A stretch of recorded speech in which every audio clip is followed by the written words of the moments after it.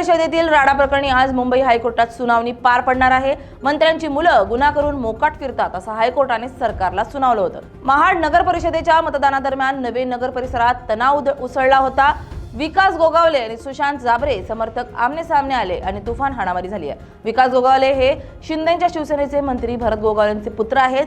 प्राथमिक माहितीनुसार सुशांत जाबरे आणि त्यांच्या अंगरक्षकाला विकास गोगावले यांच्या समर्थकांनी मारहाण केली आहे। जाबरे समर्थकांच्या अनेक गाड्यांची तोडफोड करण्यात आली आहे। ही बाचाबाची सुरू असताना सुशांत जाबरे यांच्या समर्थकांनी विकास गोगावले यांना रिव्हॉल्वर दाखवल्याची माहिती आहे। यानंतर विकास गोगावले हेच रिव्हॉल्वर घेऊन पोलीस ठाण्यात पोहोचल्याची माहिती समोर आली आहे। या घटनेमुळे महाडमध्ये तणावाचं वातावरण निर्माण झालंय। नगरपालिकेच्या मतदानाच्या दिवशी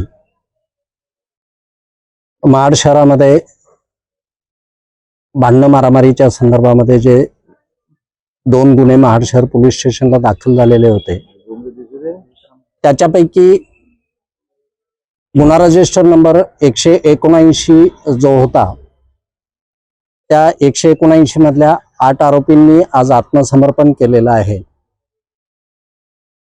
त्यानंतर पुढची कायदेशीर प्रक्रिया चालू आहे, पुढचा तपास चालू आहे। आरोपींकडे जो तपास करणं आवश्यक आहे त्या बाबी पोलीस करत आहेत।